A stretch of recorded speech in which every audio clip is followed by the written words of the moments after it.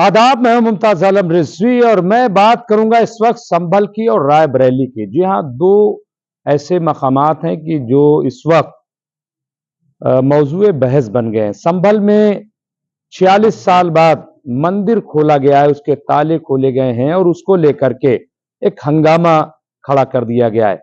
हालांकि कोई नई बात नहीं, एक के बाद एक, एक के बाद एक, एक के बाद एक नई नई चीजें आ रही। पहले बहराइच था, उसके बाद संभल आया, फिर अजमेर आया, अजमेर के बाद अब बरेली शरीफ जो है वो, और इससे पहले भी आपको पता है कि कहां कहां किस तरीके से चीजें आ रही। सवाल यह है कि क्यों इस तरफ चीजों को ले जाया जा रहा है। लेकिन एक बड़ी बात सामने आई है, उसका मैं जिक्र करना चाहता हूं। जो 46 साल बाद मंदिर खोला गया है, उसके बारे में वही लोग कह रहे हैं कि 400 साल पुराना कदीम यानी प्राचीन मंदिर है।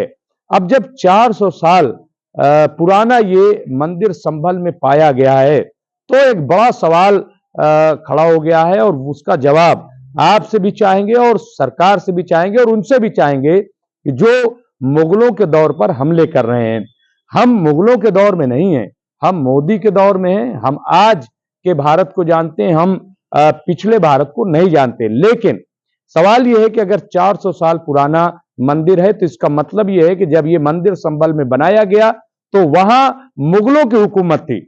तो यह अजीब बात नहीं है कि मुगलों का दौर है और वहां मंदिर बन रहा है, मंदिर बनाया जा रहा है। ये आप सोचिए जरा से। एक तरफ तो यह इल्जाम है कि मुगलों ने मंदिरों को तोड़ दिया और दूसरी तरफ इसी मंदिर से ये साक्ष्य निकल रहे हैं। जहां हनुमान जी का मंदिर निकल आया, शिव जी का मंदिर वहां पे कहा जा रहा है। तो 400 साल पहले यह मंदिर बना कैसे, जबकि वहां तो मंदिर को तोड़ने के प्रमाण बताए जा रहे हैं। तो इसलिए मुझे लग रहा है कि अब यह भाजपा और खास तौर से फिरकापरस्त ताकतों का चेहरा बेनकाब हो गया है। ये मंदिर जो है वो इस बात की गवाह है और हनुमान जी हमारे ख्याल से वो आ गए हैं मदद के लिए कि यहां पे कोई गड़बड़ न होने पाए, कोई फसाद न होने पाए। तो इसलिए मैं तो धन्यवाद ही अदा करूंगा, शुक्रिया अदा करूंगा कि 400 साल पुराना मंदिर निकल आया है। तो अब झगड़ा बंद होना चाहिए। दूसरी चीज, जिस तरह से महिमा मंडित उसको किया जा रहा है, जो मंदिर के मालिक हैं वो साफ साफ कह रहे हैं कि साहब हमने खुद ही ताला लगाया था और हम ताला लगा के चले गए थे और यहां से धीरे धीरे लोग गए। अब जाहिर सी बात है कि हालात ऐसे जब बनते हैं, मैं कांग्रेस की तारीफ नहीं कर रहा हूं, कांग्रेस के दौर में भी बहुत दंगे हुए, समाजवादी पार्टी के दौर में 12 से 17 तक बड़े दंगे हुए, इसमें कोई दो राय नहीं। मुजफ्फरनगर से जो मिनी पाकिस्तान भाजपाई कहते हैं, उस मुजफ्फरनगर से आप देखिए 50,000 मुसलमान वो पलायन करते हैं, वो नकल मकानी करते हैं, हिजरत करने पे मजबूर होते हैं। तो ये कैसे हुआ? किसका दौर था? समाजवादी का दौर था।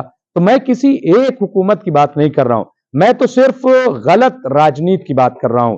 तो इसी तरीके से बहुत मुमकिन है कि एक खौफ का माहौल पैदा किया गया हो और इस वजह से लोग चले गए हों। लेकिन आज के लोगों को उसके लिए परेशान किया जा रहा है। अब बुलडोजर चल रहा है। बहराइच में जब हंगामा हुआ तो वहां बुलडोजर चला, संभल में जब हंगामा हुआ तो वहां बुलडोजर चल रहा है। मैं तो योगी जी से कह रहा हूं कि विधानसभा चल रही है, आप जो है पूरे यूपी में बुलडोजर चलाइए। दंगे का इंतजार मत कीजिए कि जब दंगा होगा तब हम देखेंगे कि कौन सही है कौन गलत है, कहां बिल्डिंग सही बनी है कहां बिल्डिंग गलत बनी है। अरे भाई, जो गलत है वो गलत है, दंगे का क्या इंतजार है? आपको गलत लग रहा है ना, तो पूरे उत्तर प्रदेश में बुलडोजर चलवाइए जहां जहां गलत है। दंगे का इंतजार न कीजिए। अब आइए रायबरेली, वहां पे जिस तरह से धाम की वहां पे बनाया जा रहा है और जो लाइटें हैं, स्ट्रीट लाइटें, उस पर त्रिशूल लगाया जा रहा है। मुझे त्रिशूल से कोई एतराज नहीं है, बिल्कुल एतराज नहीं है। वहां जरूर लगाएं, आप धार्मिक जो स्थल है उसको आप सजाइए, इसमें कोई दो राय नहीं। लेकिन सरकार अगर एक खास तबके को, एक खास मजहब को प्रोटेक्ट करती है तो यह संविधान का उल्लंघन है। जिस संविधान की बात भाजपा करती है और जब कांग्रेस ये कहती है कि संविधान खतरे में है तो इनको मिर्ची लगती है। भाई कैसे खतरे में, कहां से खतरे में? और सवाल यह है कि आप संविधान को मान कहां रहे हो? आपने 400 पार का नारा दिया किस लिए? ताकि संविधान बदला जाए। आप जो कुछ कर रहे हो उससे अंदाजा यह होता है कि आपकी नीयत ठीक नहीं है। अब आप बताइए कि आप संविधान तो क्या लेते हो कि हम किसी से पक्षपात नहीं करेंगे, भेदभाव नहीं करेंगे, किसी एक मजहब की तरफ झुकाव हमारा नहीं रहेगा। तो ये क्या है? हाँ, कांवड़िए निकलते हैं, आप हेलीकॉप्टर से फूल बरसाते हो, आप जो है वो दिवाली में आप जो है लाखों दिए। अरे ये हुकूमत का काम है क्या? हुकूमत का काम यह है कि 27,000 जो प्राइमरी स्कूल बंद हो गए हैं, क्यों बंद हो गए? क्यों उनके टीचर वहां पे नहीं थे? क्यों उनमें ताला लगाया गया? उस पर सरकार काम करे। जो फैक्ट्रियां बंद हो गई हैं वो कैसे खुलेंगी, उनके ताले कैसे खुलेंगे, उस पर काम करें। जो विकास की चाबी खो गई है कहीं, हाँ, विकास की चाबी जो खो गई उसको ढूंढिए, उसका विकास का ताला खोलिए ताकि उत्तर प्रदेश का विकास हो सके। ये क्या आप कर रहे हो?